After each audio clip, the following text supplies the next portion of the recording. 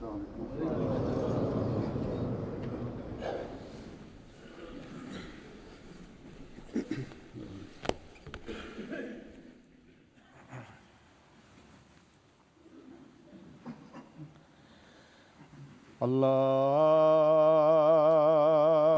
أكبر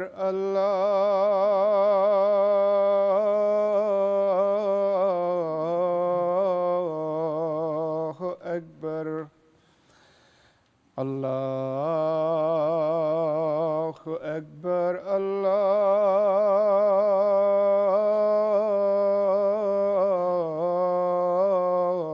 الله أكبر.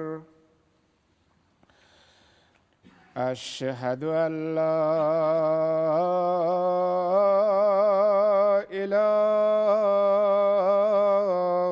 إله إلا الله. أشهد أن لا إله إلا الله. أشهد أن محمدًا رسول الله.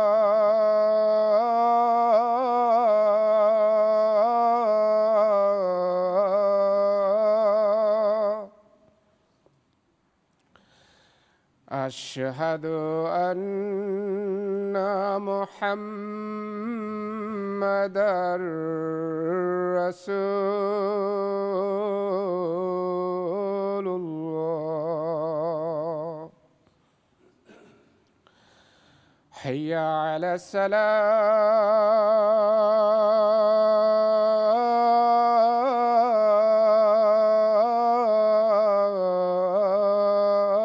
الصلاة. حي على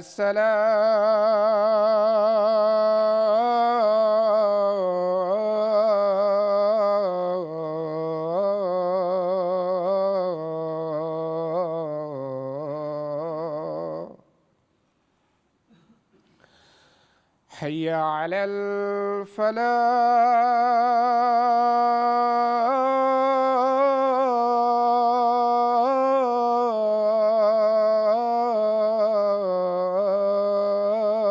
الفلاح. حي على الفلاح.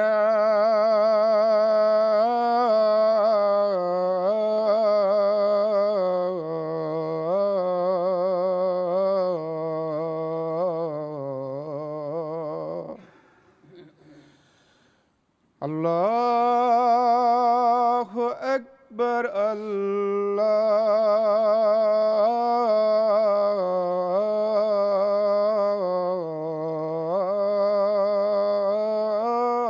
الله أكبر. لا إله إلا الله.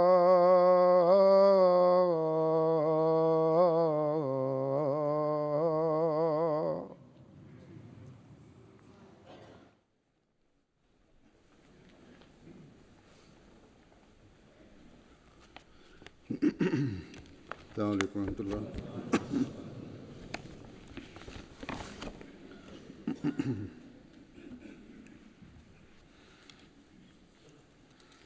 أشهد أن لا إله إلا الله وحده لا شريك له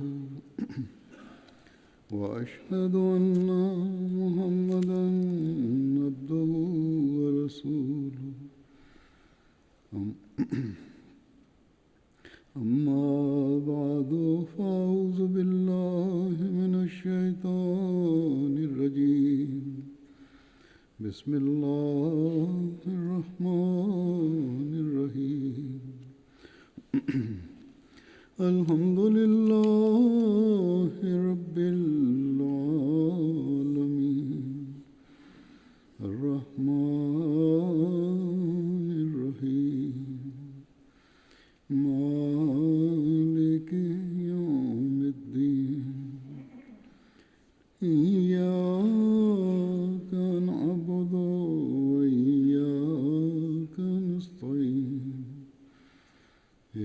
الصراط المستقيم صراط الذين أنعمت عليهم غير المغضوب عليهم ولا الضالين.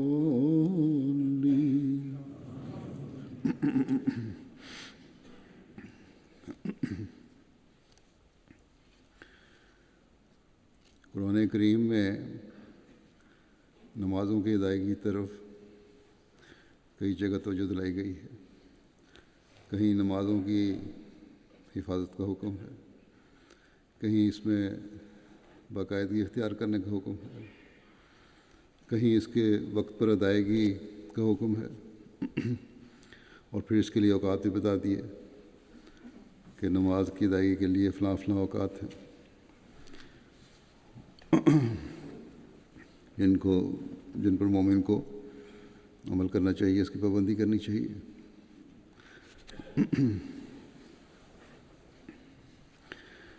غرض کہ نمازوں کی ادائیگی اور اس کی فرضیت کے بارے میں بار بار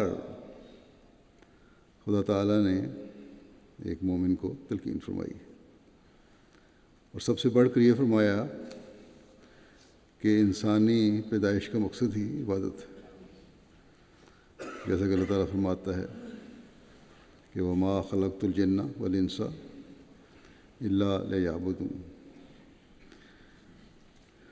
کہ جن و انس کی پیدائش کا مقصد ہی عبادت ہے، لیکن انسان اس مقصد کو پہچانتا نہیں اور اس سے دور ہٹا ہوا ہے. حضرت مسیح موعود علیہ الصلوۃ والسلام ایک جگہ فرماتے ہیں کہ اللہ تعالیٰ نے تمہاری پیدائش کی اصل غرض یہ رکھی ہے کہ تم اللہ تعالیٰ کی عبادت کرو، مگر جو لوگ اس اصلی اور فطری غرض کو چھوڑ کر حیوانوں کی طرح زندگی کی غرض صرف کھانا پینا اور سو رہنا سمجھتے ہیں، وہ خدا تعالیٰ کے فضل سے دور جا پڑتے ہیں، اور خدا تعالیٰ کی ذمہ داری ان کے لیے نہیں رہتی. بس یہ غرض ہے جو ایک ایمان کا دعویٰ کرنے والے کو اپنی تمام تر کوششوں سے، توجہ سے پوری کرنے کی کوشش کرنی چاہیے، تاکہ اللہ تعالیٰ کے فضل کے وارث بنتے رہیں، اللہ تعالیٰ کے فضلوں کو حاصل کرتے رہیں. اور عبادت کی غرض کس طرح پوری ہوتی ہے، اس کے لیے اسلام نے ہمیں 5 وقت کی نمازوں کی ادائیگی کا حکم دیا ہے. ایک روایت حدیث میں ہے کہ نماز عبادت کا مغز ہے، بس اس مغز کو حاصل کر کے ہی ہم عبادت کا مقصد پورا کر سکتے ہیں. ہماری خوش قسمتی ہے کہ ہم نے اس زمانے کے امام کو مانا، جنہوں نے ہمیں باتوں کے صحیح طریقے سکھائے، ہمیں حکمت سکھائی کہ کس لیے باتیں کرنی ضروری ہیں. بار بار متعدد موقعوں پر اپنی جماعت کو نمازوں کی طرف توجہ دلائی ہے. اس کی تفصیلات اور جزیات بتائیں ہیں، اس کی حکمت اور ضرورت بتائی ہے، تاکہ ہم اپنی نمازوں کی اہمیت کو سمجھیں اور اس میں حسن پیدا کر سکیں. اس وقت میں حضرت مسیح علیہ السلام کے بعض اقتباسات اس حوالے سے پیش کروں گا. بعض دفعہ موسم کی شدت یا راتیں چھوٹی ہونے کی وجہ سے خاص طور پر فجر کی نماز میں سستی ہو جاتی ہے. عمومی طور پر ظہر عصر کی نمازیں لوگ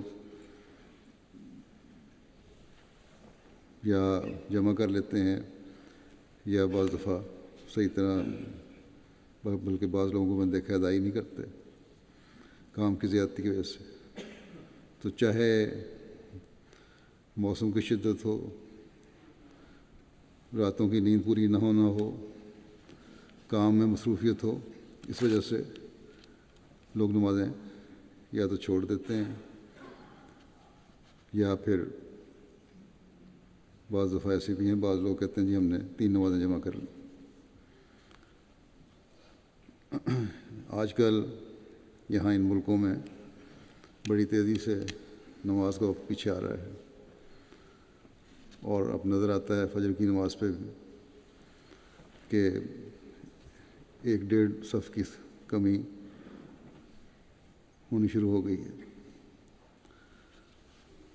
بعض لوگ جو باہر سے آئے ہوئے ہیں ان کی وجہ سے کبھی کبھی تعداد زیادہ بھی ہو جاتی ہے، لیکن مقامی لوگوں کو اس پر توجہ کرنی چاہیے جو مساجد کے قریب رہتے ہیں، جن کے حلقے ہیں، کہ اپنی مساجد میں یا اپنے نماز سینٹروں میں باقاعدہ نماز کی ادائیگی کے لیے جایا کریں، خاص طور پر فجر کی ادائیگی کے لیے. اور صرف یہاں نہیں بلکہ دنیا کے ہر ملک میں اس کے لیے کوشش ہونی چاہیے کہ مسجدوں کو آباد کریں. خاص طور پر اگر عہدیدار اور جماعتی کارکنان واقفین زندگی اس طرح توجہ دیں تو نمازوں کی حاضری بہت بہتر ہو سکتی ہے.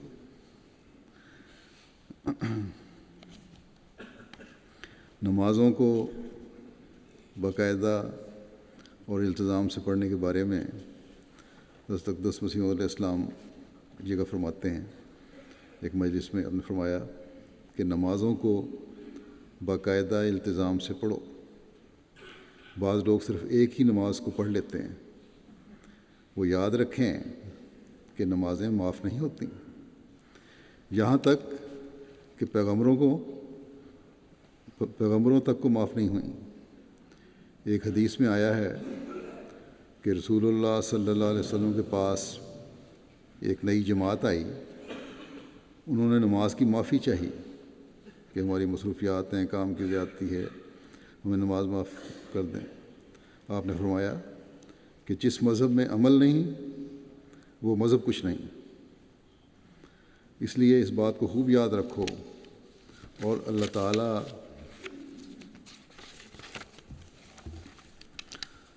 کے احکام کے مطابق اپنے عمل کر لو.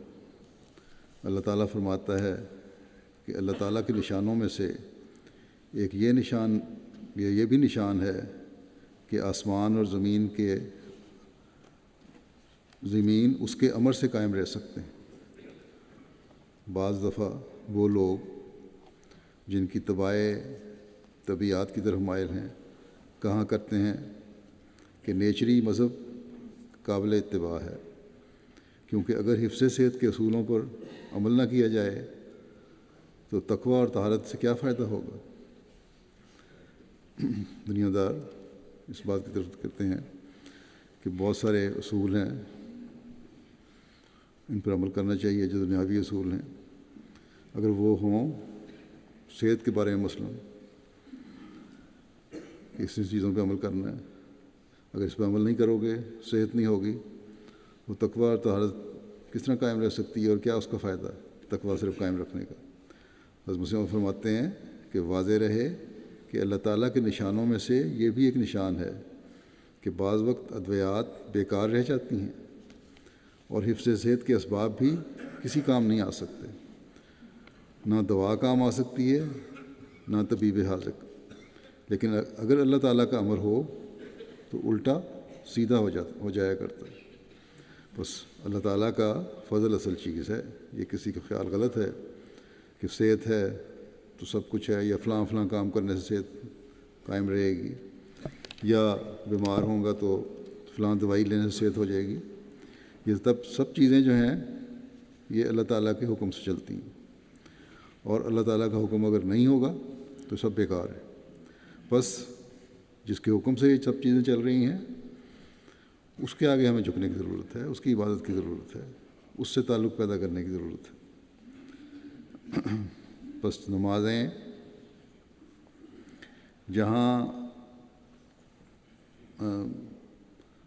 مقصد پیدائش کو پورا کرنے کے لیے ضروری ہیں، وہاں ہمیں آفات اور مشکلات سے بھی بچاتی ہیں، کیونکہ اللہ تعالیٰ کے حضور جھک کے بہت ساری کام ایسے ہیں جو بظاہر ناممکن ہوتے ہیں، لیکن اللہ سے تعلق ہو تو ممکن بن جاتے ہیں۔ بس جو کچھ ہوتا ہے اللہ تعالیٰ کے حکم کے مطابق ہوتا ہے، اس لیے اللہ تعالیٰ کے فضلوں کو سمیٹنے کی زیادہ سے زیادہ کوشش کرنی چاہیے۔ مسیح موعود علیہ السلام ایک جگہ فرماتے ہیں کہ اصل بات یہی ہے کہ خدا جو چاہتا ہے کرتا ہے، ویرانے کو آبادی اور آبادی کو ویرانہ بنا دیتا ہے۔ دیکھو شہر بابل کے ساتھ کیا کیا، جس جگہ انسان کا منصوبہ تھا کہ آبادی ہو، وہاں مشیت ایزدی سے ویرانہ بن گیا اور الوؤں کا مسکن ہو گیا، اور جس جگہ انسان چاہتا تھا کہ ویرانہ ہو وہ دنیا بھر کے لوگوں کا مرجع ہو گیا، یعنی مکہ، خانہ کعبہ۔ بس خوب یاد رکھو کہ اللہ تعالیٰ کو چھوڑ کر دوا اور تدبیر پر بھروسہ کرنا حماقت ہے۔ اپنی زندگی میں ایسی تبدیلی پیدا کر لو کہ معلوم ہو کہ گویا نئی زندگی ہے۔ استغفار کی کثرت کرو۔ جن لوگوں کو کثرت اشغال دنیا کے باعث کم فرصتی ہے، ان کو سب سے زیادہ ڈرنا چاہیے۔ جو سمجھتے ہیں کہ دنیا کے مشاغل ہمیں بہت ہیں، مصروفیات بہت ہیں اور فرصت نہیں عبادتوں کی، نمازوں کی، ان کو سب سے زیادہ ڈرنا چاہیے۔ ملازمت پیشہ لوگوں سے اکثر فرائض خداوندی فوت ہو جاتے ہیں، اس لیے مجبوری کی حالت میں ظہر و عصر اور مغرب و عشاء کی نمازوں کا جمع کر کے پڑھ لینا جائز ہے۔ میں یہ بھی جانتا ہوں، آپ فرماتے ہیں کہ میں یہ بھی جانتا ہوں کہ اگر حکام سے نماز پڑھنے کی اجازت طلب کر لی جائے تو وہ اجازت دے دیا کرتے ہیں۔ جہاں انسان نوکری کرتا ہے، ملازمت کرتا ہے، اگر ان افسروں پر اچھا اثر ہو اور ان سے اجازت لی جائے نمازوں کی تو اجازت دے دیتے ہیں نماز پڑھنے کی۔ فرمایا نیز اعلیٰ حکام کی طرف سے ماتحت افسروں کو اس بارے میں خاص ہدایات ملی ہوئی ہوتی ہیں، بعض جگہ ہدایات ہوتی بھی ہیں۔ فرمایا کہ ترک نماز کے لیے ایسے بے جا عذر بجز اپنے نفس کی کمزوری کے اور کوئی نہیں۔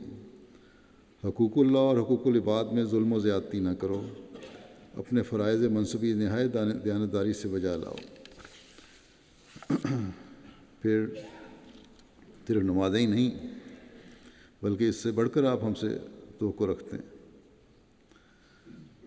اور اس بارے میں نوافل اور تہجد کی طرف توجہ دلاتے ہوئے آپ فرماتے ہیں کہ اس زندگی کے کل انفاس اگر دنیاوی کاموں میں گزر گئے تو آخرت کے لیے کیا ذخیرہ کیا۔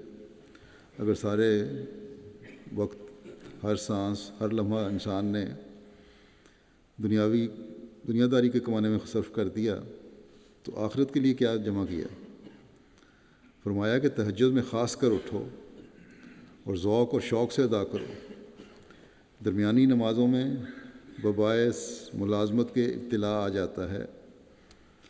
فرمایا کہ رازق اللہ تعالیٰ ہے، نماز اپنے وقت پر ادا کرنی چاہیے۔ ظہر و عصر کی کبھی کبھی جمع ہو سکتی ہے، اللہ تعالیٰ جانتا ہے کہ ضعیف لوگ ہوں گے، اس لیے یہ گنجائش رکھ دی، مگر یہ گنجائش 3 نمازوں کے جمع کرنے میں نہیں ہو سکتی۔ جبکہ ملازمت میں اور دوسرے کئی امور میں لوگ سزا پاتے ہیں اور مورد عتاب حکام ہوتے ہیں، تو اگر اللہ تعالیٰ کے لیے تکلیف اٹھاویں تو کیا خوب ہے۔ آخر دنیاوی ملازمتوں میں، دنیاوی کاموں میں بھی لوگ سزا پاتے ہیں اور تکلیف اٹھاتے ہیں بعض دفعہ، تو نمازیں پڑھنے کے لیے اللہ تعالیٰ کی خاطر اگر تھوڑی سی تکلیف اٹھا لی تو یہ تو فائدہ ہی فائدہ ہے۔ بس ایک مومن کو یاد رکھنا چاہیے ہمیشہ اب راتیں چھوٹی آ رہی ہیں، نہ چھوٹی راتیں نماز کے قضا کرنے سے روکیں یا بالکل ادا نہ کرنے سے روکیں، اور نہ دنیاوی کاموں کی مصروفیات اس کے راستے میں روک بنے۔ بس اس لحاظ سے ہمیں ہر وقت اپنے نفس کا محاسبہ کرتے رہنے کی ضرورت ہے۔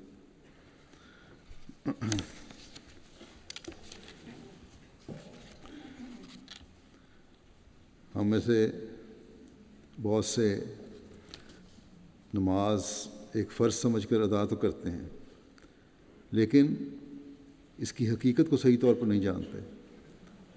اس کی وضاحت فرماتے ہوئے ایک موقع پر حضرت مسیح موعود علیہ السلام نے فرمایا کہ نماز کیا ہے؟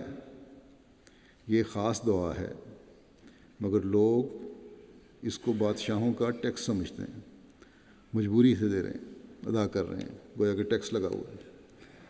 نادان اتنا نہیں جانتے کہ بھلا خدا تعالیٰ کو ان باتوں کی کیا حاجت ہے، اس کے غنائے ذاتی کو اس بات کی کیا حاجت ہے کہ انسان دعا، تسبیح اور تحلیل میں مصروف ہے، بلکہ اس میں انسان کا اپنا ہی فائدہ ہے کہ وہ اس طریق پر اپنے مطلب کو پہنچ جاتا ہے۔ فرمایا مجھے یہ دیکھ کر بہت افسوس ہوتا ہے کہ آج کل عبادات اور تقوی اور دینداری سے محبت نہیں ہے۔ اس کی وجہ ایک عام زہریلا اثر رسم کا ہے۔ اسی وجہ سے اللہ تعالیٰ کی محبت سرد ہو رہی ہے، اور عبادت میں جس قسم کا مزہ آنا چاہیے وہ مزہ نہیں آتا۔ دنیا میں کوئی ایسی چیز نہیں جس میں لذت اور ایک خاص حظ اللہ تعالیٰ نے نہ رکھا ہو۔ فرمایا کہ جس طرح پر ایک مریض ایک عمدہ سے عمدہ خوش ذائقہ چیز کا مزہ نہیں اٹھا سکتا اور وہ اسے تلخ یا بالکل پھیکا سمجھتا ہے، بعض منہ بدمزہ ہو جاتا ہے بیماری کی وجہ سے، اسی طرح وہ لوگ جو عبادت الہی میں حظ اور لذت نہیں پاتے، ان کو اپنی بیماری کا فکر کرنا چاہیے، کیونکہ جیسا میں نے ابھی کہا ہے دنیا میں کوئی ایسی چیز نہیں ہے جس میں خدا تعالیٰ نے کوئی نہ کوئی لذت نہ رکھی ہو۔ اللہ تعالیٰ نے بنی نوع انسان کو عبادت کے لیے پیدا کیا، تو پھر کیا وجہ ہے کہ اس عبادت میں اس کے لیے لذت اور سرور نہ ہو؟ ایک طرف اللہ تعالیٰ فرماتا ہے کہ میں نے پیدا ہی عبادت کے لیے کیا ہے، پھر اس میں کوئی لذت بھی نہیں رکھی۔ فرمایا کہ لذت اور سرور تو ہے، مگر اس سے حظ اٹھانے والا بھی تو ہو، اس سرور سے کوئی حاصل کرنے والا بھی تو ہو۔ اللہ تعالیٰ فرماتا ہے کہ وما خلقت الجن والانس الا لیعبدون۔ اب انسان جب کہ عبادت ہی کے لیے پیدا ہوا ہے، ضروری ہے کہ عبادت میں لذت اور سرور بھی درجہ غایت کا رکھا ہو۔ اس بات کو ہم اپنے روز مرہ کے مشاہدے اور تجربے سے خوب سمجھ سکتے ہیں۔ ہر کام میں اللہ تعالیٰ نے لذت سرور رکھا ہے، اور روز مرہ کے جو کام ہیں ان سے اس کا پتہ چلتا ہے، مشاہدے میں آتی ہیں باتیں۔ پھر فرمایا کہ مثلاً دیکھو اناج اور تمام خوردنی اور نوشیدنی اشیاء جو بھی کھانے والی چیزیں ہیں انسان کے لیے پیدا ہوئی ہیں، تو کیا ان سے وہ ایک لذت اور حظ نہیں پاتا؟ بڑے مزیدار کھانے پکے ہوں، بڑا مزہ آتا ہے۔ کیا اس ذائقے، مزے اور احساس کے لیے اس کے منہ میں زبان موجود نہیں؟ کیا وہ خوبصورت اشیاء دیکھ کر نباتات ہوں یا جمادات، حیوانات ہوں یا انسان حظ نہیں پاتا؟ کھانے کا مزہ بھی لیتا ہے، خوبصورتی کا مزہ بھی اس کو آنکھوں کے ذریعے سے لطف اٹھاتا ہے خوبصورت چیز دیکھ کے۔ کیا دل خوشکن اور سریلی آوازوں سے اس کے کان محظوظ نہیں ہوتے؟ کان رکھیں اللہ تعالیٰ نے، اب کانوں میں سریلی آوازیں پہنچیں تو اس سے دل خوش ہوتا ہے۔ پھر کیا کوئی دلیل اور بھی اس امر کے اس بات کے لیے مطلوب ہے کہ عبادت میں لذت نہیں؟ ان ساری چیزوں میں تو لذت ہے، ان سے تو سرور ہوتا ہے جو اللہ تعالیٰ نے پیدا کی، لیکن عبادت میں اگر لذت نہیں ہے تو یہ کس طرح ہو سکتا ہے؟ یہ ساری باتیں اس بات کا ثبوت ہیں کہ یقیناً عبادت میں بھی اللہ تعالیٰ نے لذت رکھی ہے۔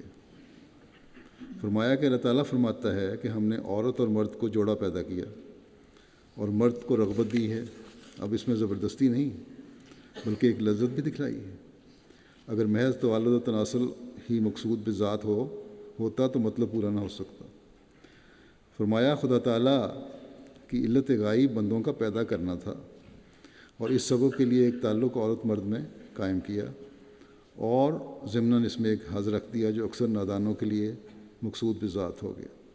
بعض لوگ دنیا دار صرف یہی سمجھتے ہیں کہ یہی ہمارا مقصد ہے۔ فرمایا کہ اسی طرح سے خوب سمجھ لو کہ عبادات میں کوئی بوجھ اور ٹیکس نہیں، اس میں بھی ایک لذت اور سرور ہے، اور یہ لذت اور سرور دنیا کی تمام لذتوں اور تمام حظوظ نفس سے بالا تر اور بلند ہے۔ اور فرماتے ہیں کہ جیسے ایک مریض کسی عمدہ سے عمدہ خوش ذائقہ غذا کی لذت سے محروم ہے، اسی طرح پر ہاں ٹھیک ایسا ہی وہ کم بخت انسان ہے جو عبادت الہی سے لذت نہیں پا سکتا۔ اگر ایک مریض ایک اچھی غذا اپنے مرض کی وجہ سے، بیماری کی وجہ سے، منہ کڑوا ہونے کی وجہ سے اس کو پسند نہیں آتی، اس کا ذائقہ محسوس نہیں ہوتا، تو اس کا مطلب یہ نہیں کہ کھانا خراب ہے، اس کا مطلب یہ ہے کہ وہ مریض ہے۔ اسی طرح جو نماز اور عبادت سے حظ نہیں اٹھاتا، اس کا مطلب یہ نہیں کہ نمازوں میں حظ نہیں ہے یا لطف نہیں رکھا اللہ تعالیٰ نے، رکھا ہے، لیکن انسان کی اپنی طبیعت، بیماری، بدذوقی اس سے لطف نہیں اٹھاتی۔ بس ہمیں ایسی باتوں کی تلاش کرنی چاہیے جس میں لذت و سرور ہو، نہ کہ صرف ایک بوجھ سمجھ کر گلے سے اتارا جائے۔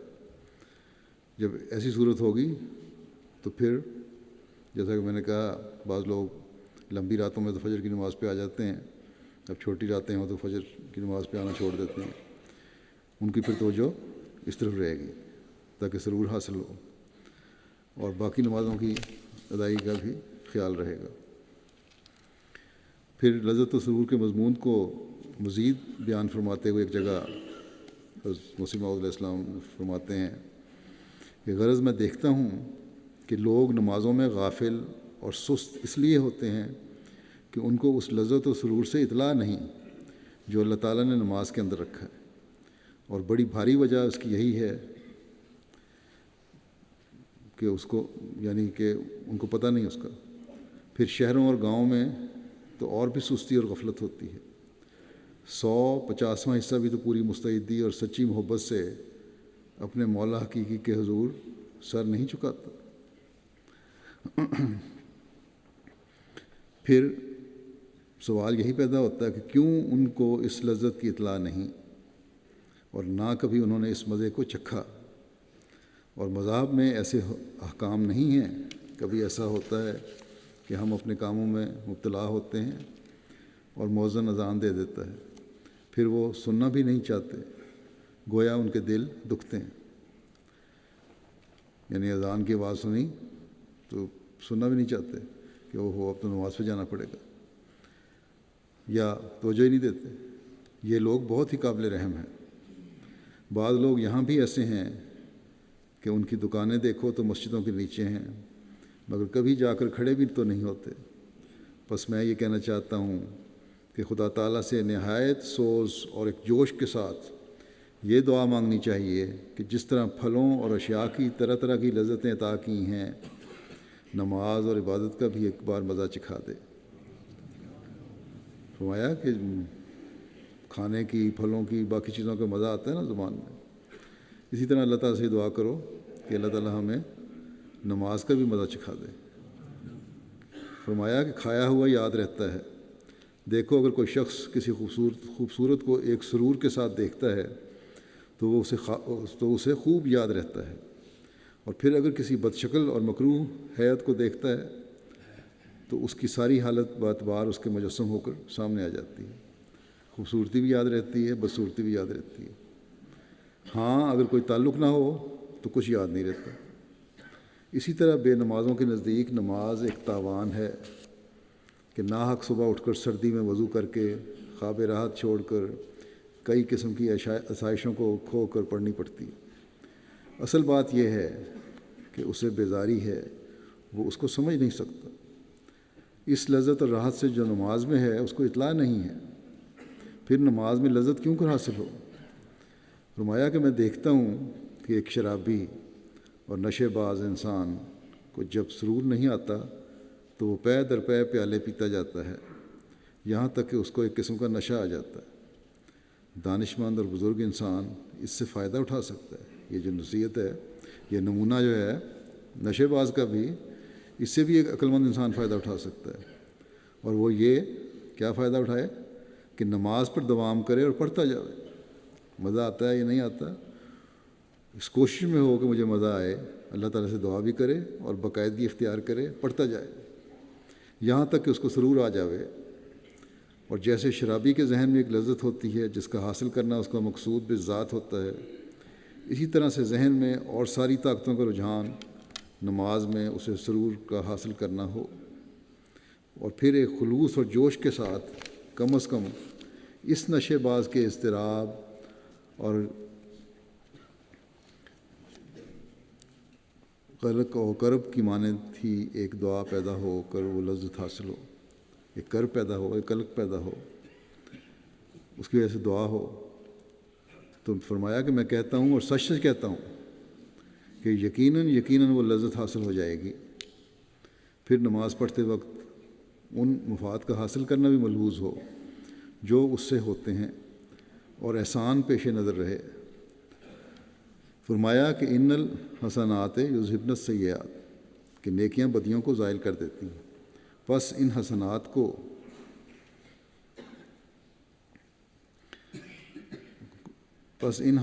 کو اور لذات کو دل میں رکھ کر دعا کرے کہ وہ نماز جو کہ صدیقوں اور محسنوں کی ہے وہ نصیب کرے۔ یہ دعا ہو۔ فرمایا کہ یہ جو فرمایا ہے کہ ان الحسنات یذہبن السیئات، یعنی نیکیاں یا نماز بدیوں کو دور کرتی ہیں، یا دوسرے مقام پر فرمایا ہے کہ نماز فواحش اور برائیوں سے بچاتی ہے، اور ہم دیکھتے ہیں کہ بعض لوگ باوجود نماز پڑھنے کے پھر بدیاں کرتے ہیں۔ یہ بھی نظر آتا ہے دنیا میں، بڑی نمازیں پڑھ رہے ہوتے ہیں بظاہر لیکن بدیاں کرتے ہیں۔ اس کا جواب یہ ہے، فرمایا اس کا جواب یہ ہے کہ نمازیں پڑھتے ہیں مگر نہ روح اور راستی کے ساتھ، سچائی کے ساتھ اور دل لگا کر اور روح کی گہرائی سے نماز نہیں پڑھتے، وہ صرف رسم اور عادت کے طور پر ٹکرے مارتے ہیں۔ ان کی روح مردہ ہے۔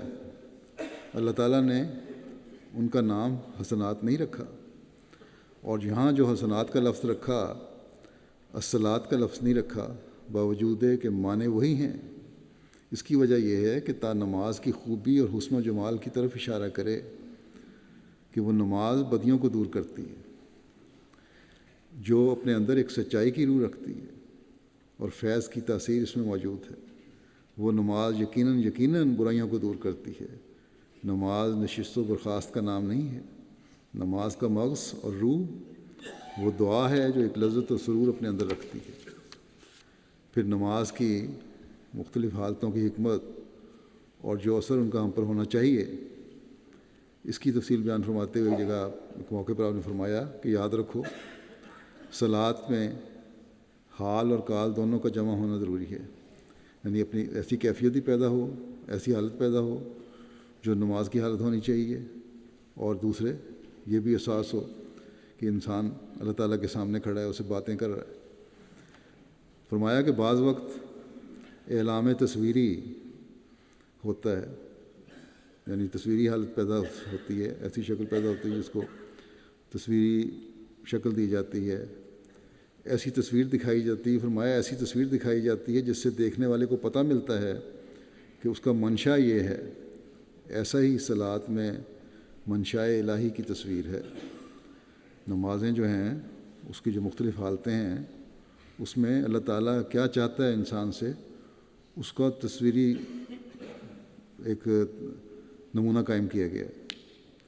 فرمایا کہ نماز میں جیسے زبان سے کچھ پڑھا جاتا ہے، ویسے ہی اعضاء و جوارح حرکات سے کچھ دکھایا بھی جاتا ہے۔ نماز میں جو ہم پڑھتے ہیں منہ سے، ہماری جو حرکتیں ہیں ان کا اظہار بھی ان الفاظ کے ساتھ ہونا چاہیے۔ فرمایا جب انسان کھڑا ہوتا ہے اور تحمید و تسبیح کرتا ہے اس کا نام قیام رکھا۔ اب ہر ایک شخص جانتا ہے کہ حمد و ثناء کے مناسب حال قیام ہی ہے۔ جب انسان کھڑا ہو، تسبیح و تحمید کر رہا ہو، حمد و ثناء اللہ تعالیٰ ہی کر رہا ہو، تو کھڑا ہو کر کرتا ہے۔ فرمایا کہ دیکھو بادشاہوں کے سامنے جب قصائد سنائے جاتے ہیں تو آخر کھڑے ہو کر پیش کرتے ہیں، تو ادھر ظاہری طور پر قیام رکھا ہے اور ادھر زبان سے حمد و ثناء بھی رکھی ہے۔ مطلب اس کا یہی ہے کہ روحانی طور پر بھی اللہ تعالیٰ کے حضور کھڑا ہو، جب کھڑا ہو سامنے اور سورہ فاتحہ پڑھ رہا ہو، حمد و ثناء کر رہا ہو، تو روحانی طور پر بھی یہ قیام نظر آنا چاہیے، دل پہ اثر ہونا چاہیے۔ فرمایا کہ حمد ایک بات پر قائم ہو کر کی جاتی ہے، جو شخص مصدق ہو کر کسی کی تعریف کرتا ہے تو وہ ایک رائے پر قائم ہو جاتا ہے۔ جھوٹی تعریفیں تو نہیں ہوتی، کسی کی تعریف کی جاتی ہے، اگر حقیقی سچا انسان ہے تو کسی کی تصدیق کر کی تعریف کرتا ہے۔ فرمایا کہ اس الحمدللہ کہنے والے کے واسطے ضروری ہوا کہ وہ سچے طور پر الحمدللہ اسی وقت کہہ سکتا ہے کہ پورے طور پر اس کو یقین ہو جائے کہ جمیع اقسام محمد کے اللہ تعالیٰ ہی کے لیے ہیں، تمام قسم کی جو تعریفیں ہیں وہ اللہ تعالیٰ کے لیے ہیں۔ جب یہ بات دل میں انشراح کے ساتھ پیدا ہو گئی تو یہ روحانی قیام ہے۔ جب دل میں پیدا ہو جائے گی یہ بات کہ سب تعریفیں اللہ تعالیٰ کے لیے ہیں، وہی سب تعریفوں کے قابل ہے اور اسی کی تعریف کرنی چاہیے اور اس کے علاوہ کوئی اور دوسرا نہیں جس کی تعریف کی جائے، تو یہ صرف ہاتھ باندھ کے کھڑا ہونا نہیں قیام، بلکہ یہ روحانی قیام ہو جائے گا پھر، کیونکہ دل اس پر قائم ہو جاتا ہے اور پھر سمجھا جاتا ہے کہ وہ کھڑا ہے، حال کے موافق کھڑا ہو گیا تاکہ روحانی قیام نصیب ہو۔ یہ اس کی حالت ہے، جو دلی حالت ہے، اس کے مطابق کھڑا ہو گیا۔ پھر رکوع میں سبحان ربی العظیم کہتا ہے۔ قاعدے کی بات ہے کہ جب کسی کی عظمت مان لیتے ہیں تو اس کے حضور جھکتے ہیں۔ عظمت کا تقاضا ہے کہ اس کے لیے رکوع کرے، بس سبحان ربی العظیم زبان سے کہا اور حال سے جھکنا دکھا دیا۔ زبان نے اللہ تعالیٰ کی عظمت کا اظہار کیا، اس کی پاکیزگی بیان کی، اور اس کے ساتھ ہی انسان رکوع میں چلا گیا، جھک گیا۔ یہ اس قول کے ساتھ حال دکھایا، یعنی وہ بات منہ سے نکلی اور ساتھ ہی حالت جب طاری ہو گئی وہ جھکنے کی تھی، رکوع کی تھی۔ پھر تیسرا قول ہے سبحان ربی الاعلیٰ۔ اعلیٰ افضل و تفضیل ہے، یعنی فضیلت دینے کی عملی شکل ہے، یہ سجدہ کی حالت ہے، مطلب ہے یا اظہار ہے، فضیلت کا اعلیٰ ترین اظہار ہے۔ یہ بالذات سجدہ کو چاہتا ہے۔ جب یہ اعلیٰ ترین اظہار ہو اللہ تعالیٰ کی فضیلت بیان کرنے کا، اس کی پاکیزگی بیان کرنے کا اور بڑائی بیان کرنے کا، تو یہ پھر اس چیز کو چاہتی ہے کہ سجدہ کیا جائے، اللہ تعالیٰ کے حضور بالکل جھک جایا جائے۔ اس لیے اس کے ساتھ حالی تصویر سجدے میں گرنا ہے۔ اب ظاہری تصویر اس کی یہ ہوگی حالت کہ سجدے میں گر جائے انسان۔ اس اقرار کے مناسب حال حیت فی الفور اختیار کر لی، یعنی جب اللہ تعالیٰ کی پاکیزگی اور اس کا اعلیٰ ہونا اور اس کی سب پر فضیلت کا دل سے اقرار کیا تو ساتھ ہی زمین پر سجدہ ماتھا ٹکا دیا۔ یہ اس کی اختیار ہے، یہ حالت جو ہے اس کا اظہار ہے۔ فرمایا کہ اس کال کے ساتھ 3 حال جسمانی ہیں، ایک تصویر اس کے آگے پیش کی گئی، ہر ایک قسم کا قیام بھی کیا گیا ہے، زبان جو جسم کا ٹکڑا ہے اس نے بھی کہا اور وہ شامل ہو گئی۔ تیسری چیز اور ہے، وہ اگر شامل نہ ہو تو نماز نہیں ہوتی۔ وہ کیا ہے؟ وہ قلب ہے، دل ہے۔ اس کے لیے ضروری ہے کہ قلب کا قیام ہو، اللہ تعالیٰ اس پر نظر رکھ کر کے دیکھے کہ در حقیقت وہ حمد بھی کرتا ہے اور کھڑا بھی ہے، اور روح بھی کھڑا ہوا حمد کرتا ہے، جسم ہی نہیں بلکہ روح بھی کھڑا ہے، یعنی کہ دل سے کی حالت بھی اللہ تعالیٰ تو دل کی حالت جانتا ہے، اس کو پتہ لگ رہا ہے کہ جسم کے ساتھ روح بھی کھڑی حمد کر رہی ہے یا جھک رہی ہے یا سجدہ کر رہی ہے۔ اور جب سبحان ربی العظیم کہتا ہے تو دیکھے کہ اتنا ہی نہیں کہ صرف عظمت کا اقرار ہی کرے، اقرار ہی کیا ہے، نہیں بلکہ ساتھ ہی جھکا بھی ہے، اور اس کے ساتھ ہی روح بھی جھک گیا ہے۔ پھر تیسری نظر میں خدا کے حضور سجدہ میں گرا ہے۔ اس کی علو شان کا ملاحظہ ملا کر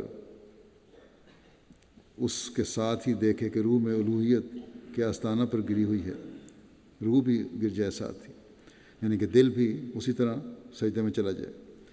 غرض یہ حالت جب تک پیدا نہ ہو لے اس وقت تک مطمئن نہ ہو، کیونکہ یقیمون الصلاۃ کے معنی یہی ہیں۔ اگر یہ سوال ہو کہ یہ حالت پیدا کیوں کر ہو، کس طرح پیدا کی جائے، تو اس کا جواب اتنا ہی ہے کہ نماز پر مداومت کی جائے، باقاعدگی اختیار کرو نمازیں پڑھنے میں، اور وساوس اور شبہات سے پریشان نہ ہو۔ نماز پڑھتے ہوئے وسوسے بھی آتے ہیں، شبہات بھی پیدا ہوتے ہیں، ان سے پریشان نہ ہو، بلکہ باقاعدگی سے نمازیں پڑھتے چلے جاؤ۔ ابتدائی حالت میں شکوک و شبہات سے ایک جنگ ضرور ہوتی ہے۔ شروع میں یہ شکوک و شبہات ہیں، وسوسے ہیں، ان سے ایک جنگ انسان کی رہتی ہے، شیطان حملے کرتا ہے، شیطان سے جنگ جاری رہتی ہے۔ اس کا علاج یہی ہے کہ نہ تھکنے والے استقلال اور صبر کے ساتھ لگا رہے اور خدا تعالیٰ سے دعائیں مانگتا رہے۔ آخر وہ حالت پیدا ہو جاتی ہے جس کا فرمایا کہ میں نے ابھی ذکر کیا ہے۔ بس مستقل مزاجی شرط ہے۔ اگر انسان میں پیدا ہو جائے تو اللہ تعالیٰ دوڑ کو پھر اپنے بندے کی طرف آتا ہے، پھر اللہ تعالیٰ کے فضل بھی نازل ہوتے ہیں۔ لیکن اس حقیقت کو بہت سے لوگ سمجھتے نہیں، جلد بازی میں خدا تعالیٰ کے در کو چھوڑ دیتے ہیں، یا اس کی اہمیت کو نہیں سمجھتے، کم اہمیت سمجھتے ہیں، اور دنیا کی داروں کی طرف پھر دوڑ لگا دیتے ہیں۔ حضرت اقدس مسیح موعود فرماتے ہیں کہ پھر یہ بات یاد رکھنے کے قابل ہے کہ یہ نماز جو اپنی اصلی معنوں میں نماز ہے، دعا سے حاصل ہوتی ہے۔ غیر اللہ سے سوال کرنا مومنانہ غیرت کے صریح اور سخت مخالف ہے، کیونکہ یہ مرتبہ دعا کا اللہ ہی کے لیے۔ عام ایک دوسرے سے واسطہ پڑتا رہتا ہے، سوال ہوتے ہیں، لیکن ایسے سوال جن کا تعلق صرف خدا تعالیٰ سے ہے، خدا تعالیٰ کو چھوڑ کر کسی پہ امید رکھنا، کسی سے، اور صرف اسی کی پر انحصار کرنا، یہ چیز غلط ہے۔ فرمایا جب تک انسان پورے طور پر خفیف ہو کر اللہ تعالیٰ ہی سے سوال نہ کرے اور اسی سے نہ مانگے، سچ سمجھو کہ حقیقی طور پر وہ مسلمان اور سچا مومن کہلانے کا مستحق نہیں۔ اسلام کی حقیقت ہی یہ ہے کہ اس کی تمام طاقتیں اندرونی ہوں یا بیرونی، سب کی سب اللہ تعالیٰ ہی کے آستانے پر گری ہوئی ہیں۔ جس طرح پر ایک بڑا انجن بہت سے کلوں کو چلاتا ہے، بہت سے پرزوں کو چلاتا ہے، بس اسی طور پر جب تک انسان اپنے ہر کام اور ہر حرکت و سکون کو اسی انجن کی طاقت عظمیٰ کے ماتحت نہ کر لوے، وہ کیوں کر اللہ تعالیٰ کی الوہیت کا قائل ہو سکتا ہے، اور اپنے آپ کو انی وجہت وجہیہ للذی فطر السماوات والارض کہتے وقت واقعی حنیف کہہ سکتا ہے؟ جیسے منہ سے کہتا ہے ویسے ہی ادھر کی طرف متوجہ ہو تو لا ریب وہ مسلم ہے، وہ مومن اور حنیف ہے۔ جس طرح منہ سے کہا ہے اسی طرف اللہ تعالیٰ کی طرف توجہ بھی ہو جائے تو وہ مسلمان بھی ہے، وہ مومن بھی ہے، اور حنیف بھی ہے، موحد بھی ہے۔ لیکن جو شخص اللہ تعالیٰ کے سوا غیر اللہ سے سوال کرتا ہے اور ادھر بھی جھکتا ہے، یعنی ایک طرف اللہ تعالیٰ کی طرف جھک رہا ہے یا اللہ تعالیٰ کے علاوہ اس طرف جھک رہا ہے یا اللہ کے ساتھ دوسروں کو بھی ملا رہا ہے، وہ یاد رکھے کہ بڑا ہی بدقسمت اور محروم ہے کہ اس پر وہ وقت آ جانے والا ہے کہ وہ زبانی اور نمائشی طور پر اللہ تعالیٰ کی طرف نہ جھک سکے، یعنی پھر اللہ تعالیٰ اسے پرے ہٹ جاتا ہے، وہ ظاہری طور پر بھی نہیں جھکنے والا ہوتا۔ پھر ایک وقت ایسا آتا ہے۔ فرمایا کہ ترک نماز کی عادت اور کسل کی ایک وجہ یہ بھی ہے کیونکہ جب انسان غیر اللہ کی طرف جھکتا ہے تو روح اور دل کی طاقتیں اس درخت کی طرح جس کی شاخیں ابتداً ایک طرف کر دی جاویں اور اس طرف جھک کر پرورش پا لیں، ادھر ہی جھکتا ہے، اور خدا تعالیٰ کی طرف سے ایک سختی اور تشدد اس کے دل میں پیدا ہو کر اسے منجمد اور پتھر بنا دیتا ہے۔ درختوں کی شاخیں اگر ایک طرف باندھ کر دی جائیں تو ادھر ہی چلتی جاتی ہیں، اس لیے انسان بھی پھر اگر بندوں کی طرف جھکتا ہے تو بندوں کی طرف ہی چلا جاتا ہے، اور پھر اللہ تعالیٰ کی طرف سے بھی اس کا دل سخت ہو جاتا ہے۔ فرمایا کہ جیسے وہ شاخیں جو جھکتی ہیں ایک طرف پھر دوسری طرف مڑ نہیں سکتا، اسی طرح پر دل اور روح دن بدن خدا تعالیٰ سے دور ہوتی جاتی ہے۔ بس یہ بڑی خطرناک اور دل کو کپ کپا دینے والی بات ہے کہ انسان اللہ تعالیٰ کو چھوڑ کر دوسرے سے سوال کرے۔ اس لیے نماز کا التزام اور پابندی بڑی ضروری چیز ہے، تاکہ اولاً وہ ایک عادت راسخہ کی طرح قائم ہو اور رجوع اللہ کا خیال ہو۔ پھر رفتہ رفتہ وہ وقت خود آ جاتا ہے جبکہ انقطاع کلی کی حالت میں انسان ایک نور اور ایک لذت کا وارث ہو جاتا ہے۔ پہلے تو کوشش کر کے نماز پڑھنی پڑتی ہے، اور آہستہ آہستہ جب عادت پڑ جائے، خالص ہو کر جب جھکتا چلا جائے اللہ کی طرف، تو پھر اللہ تعالیٰ کے فضلوں کا وارث بن جاتا ہے۔ فرمایا کہ میں اس امر کو پھر تاکید سے کہتا ہوں، افسوس ہے کہ مجھے وہ لفظ نہیں ملے جن میں غیر اللہ کی طرف رجوع کرنے کی برائیاں بیان کر سکوں۔ لوگوں کے پاس جا کر منت خوشامد کرتے ہیں، یہ بات خدا تعالیٰ کی غیرت کو جوش میں لاتی ہے، کیونکہ یہ تو لوگوں کی نماز ہے، بس وہ اس سے ہٹتا اور اس سے دور پھینک دیتا ہے۔ میں موٹے الفاظ میں اس کو بیان کرتا ہوں، گو یہ امر اس طرح پر نہیں ہے، مگر سمجھ میں خوب آ سکتا ہے۔ یہ باتیں اس طرح تو نہیں، لیکن ایک مثال ہے دنیاوی، وہ بیان کرتا ہوں سمجھانے کے لیے، کہ جیسے ایک مرد غیور کی غیرت تقاضا نہیں کرتی کہ وہ اپنی بیوی کو کسی غیر کے ساتھ تعلق پیدا کرتے ہوئے دیکھ سکے، اور جس طرح پھر ایسی حالت میں یہ بھی صورت ہو جاتی ہے کہ اس نابکار عورت کو واجب القتل سمجھتا ہے۔ بعض لوگ ایسے بھی ہوتے ہیں۔ تو فرمایا کہ عبودیت اور دعا خاص اسی ذات کے مد مقابل ہیں، وہ پسند نہیں کرتا، یعنی کہ عبودیت اور دعا صرف اللہ تعالیٰ سے کرنی چاہیے، کیوں اللہ تعالیٰ پسند نہیں کرتا کہ کسی اور کو معبود قرار دیا جاوے یا پکارا جاوے۔ بس خوب یاد رکھو اور پھر یاد رکھو کہ غیر اللہ کی طرف جھکنا خدا سے کاٹنا ہے۔ نماز اور توحید کچھ ہی کہو، کیونکہ توحید کے عملی اقرار کا نام ہی نماز ہے۔ اس وقت بے برکت اور بے سود ہوتی ہے جب اس میں نیستی اور تذلل کی روح اور حنیف دل نہ ہو۔ بعض لوگ کہتے ہیں کہ ہم بہت روئے، بہت نمازیں پڑھیں، لیکن کچھ حاصل نہ ہوا۔ ایسے لوگوں کی بات کی نفی کرتے ہوئے حضرت مسیح علیہ السلام فرماتے ہیں کہ بعض لوگوں کا یہ خیال ہے کہ اللہ تعالیٰ کے حضور رونے دھونے سے کچھ نہیں ملتا۔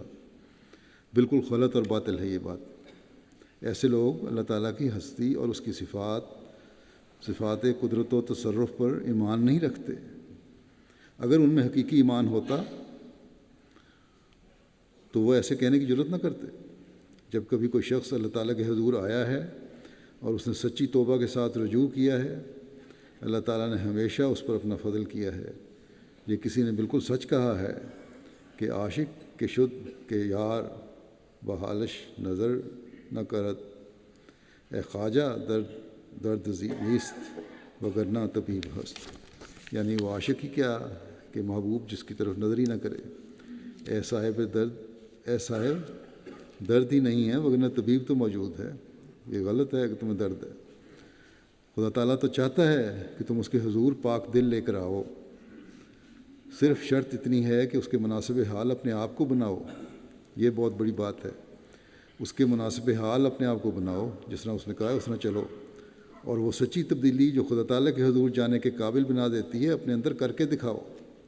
میں تمہیں سچ سچ کہتا ہوں کہ خدا تعالیٰ میں عجیب در عجیب قدرتیں ہیں اور اس میں لا انتہا فضل و برکات ہیں، مگر ان کے دیکھنے اور پانے کے لیے محبت کی آنکھ پیدا کرو، اللہ تعالیٰ سے سچی محبت پیدا کرو۔ فرمایا کہ اگر سچی محبت ہو تو خدا تعالیٰ بہت دعائیں سنتا ہے اور تائیدیں کرتا ہے۔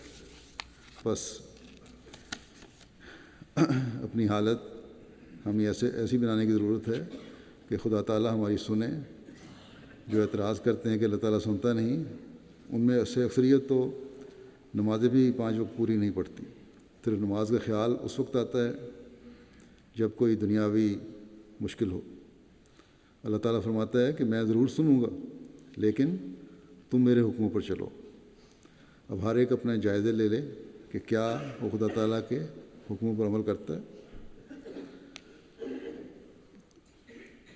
اگر اللہ تعالیٰ پر شکوہ ہے تو پہلے اس بات کا جواب دے کہ کتنے ہیں. جو حضرت مسلم صاحب نے ایک جگہ لکھا ہے کہ اللہ قرآن کریم میں 700 حکم ہیں کہ ان 700 حکموں پر عمل کرتے ہیں. اگر صرف یہی مقابلہ کرنا ہے تو پھر وہاں بھی مقابلہ آ گیا. یہ تو خدا تعالیٰ کا احسان ہے کہ اس کے باوجود اپنے بندوں پر رحم کرتے ہوئے ان سے صرف نظر کرتا ہے، ان کی بہت ساری باتوں سے، ان کی بعض دعاؤں کو سن بھی لیتا ہے. کئی لوگ ہیں جو شاید نمازیں باقاعدہ بھی نہیں پڑھنے والے، لیکن ان کی دعائیں بات سنی گئیں. تو یہ اللہ تعالیٰ کا احسان ہے. بلکہ اللہ تعالیٰ تو دعاؤں کے بغیر ہی اپنی دوسری صفات کے تحت ان کی ضروریات پوری کر دیتا ہے. بس شکوہ کرنے کا تو کوئی مقام ہی نہیں ہے. بس ہمیں اللہ تعالیٰ حکموں پر چلنے کی کوشش کرنی چاہیے اور اس کے مطابق اپنی عبادتوں اور نمازوں اور دوسرے فرائض کو ادا کرنے کی کوشش کرنی چاہیے. حضرت مسیح علیہ السلام فرماتے ہیں کہ جب تک انسان کامل طور پر توحید پر کاربند نہیں ہوتا، اس میں اسلام کی محبت اور عظمت قائم نہیں ہوتی. نماز، فرمایا کہ نماز کی لذت اور سرور اسے حاصل نہیں ہو سکتا. مدار اسی پر ہے کہ جب تک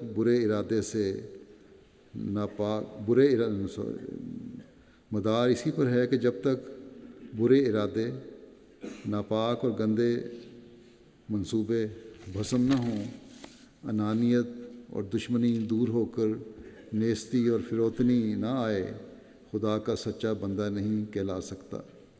فرمایا کہ عبودیت کاملہ کے سکھانے کے لیے بہترین معلم اور افضل ترین ذریعہ نماز ہے. اگر صحیح کامل عبودیت حاصل کرنی ہے تو اس کے لیے بہترین سکھانے والی چیز جو ہے، معلم جو ہے، وہ نماز ہے.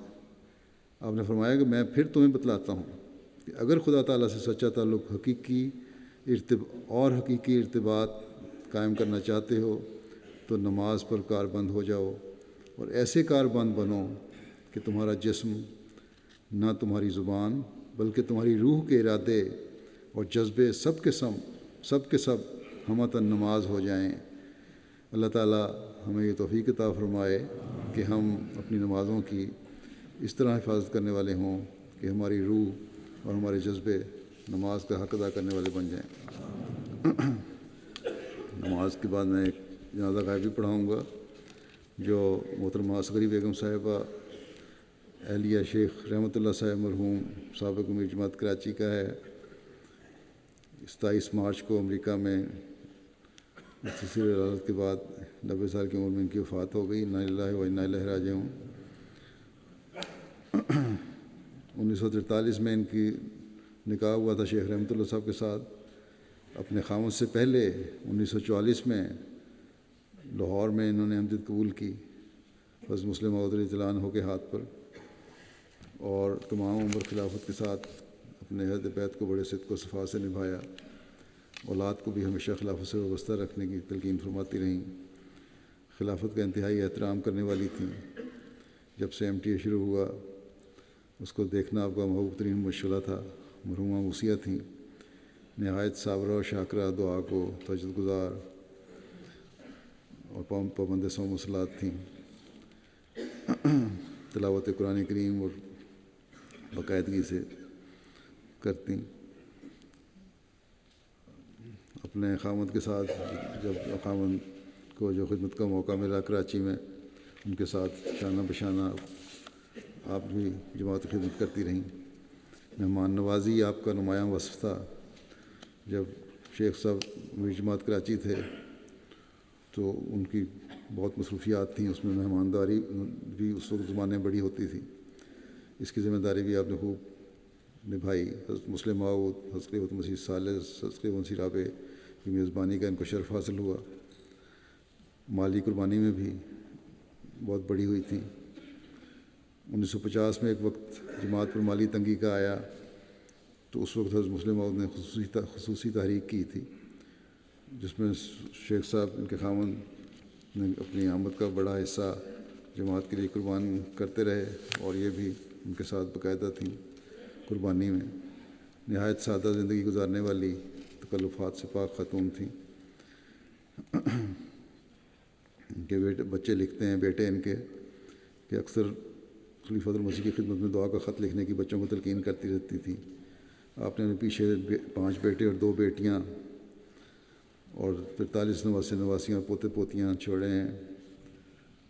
آپ کے ایک بیٹے مکرم ڈاکٹر نسیم رحمۃ اللہ صاحب نائب امیر جماعت امریکہ ہیں، اور جو ویب سائٹ ہے ہماری alislam.org اس کے انچارج بھی ہیں۔ اسی طرح آپ کے داماد رحمانی صاحب یہاں رہتے تھے، اس سے رہتے ہیں، ان کی سیکٹری وسیعت بھی رہے ہیں بڑا لمبا عرصہ۔ ان کی بیگم جمیلہ رحمانی بھی اپنے حلقے کی سیکٹری مال اور دوسرے خدمات میں رہی ہیں، خدمت کرتی رہی ہیں، کر رہی ہیں۔ ایک بیٹے ان کے فرحت اللہ شیخ صاحب نائب امیر فیصل آباد شہر پاکستان میں ہیں۔ اللہ تعالیٰ مرحومہ کے درجات بلند فرمائے اور ان کی اولاد اور نسلوں کو بھی جماعت اور خلافت سے وابستہ رکھے۔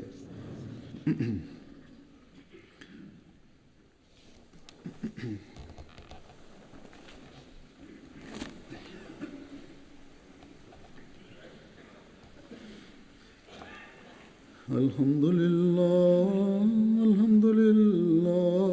نحمده ونستعينه ونستغفره ونؤمن به ونتوكل عليه ونعوذ بالله من شرور أنفسنا ومن سيئات أعمالنا، من يهده الله فلا مضل له ومن يضلل فلا هادي له، ونشهد أن لا إله إلا الله ونشهد أن محمدا عبده ورسوله۔ عباد الله رحمكم الله، إن الله يأمر بالعدل والإحسان وإيتاء ذي القربى وينهى عن الفحشاء والمنكر والبغي يعظكم لعلكم تذكرون۔ اذكروا الله يذكركم وادعوه يستجب لكم ولذكر الله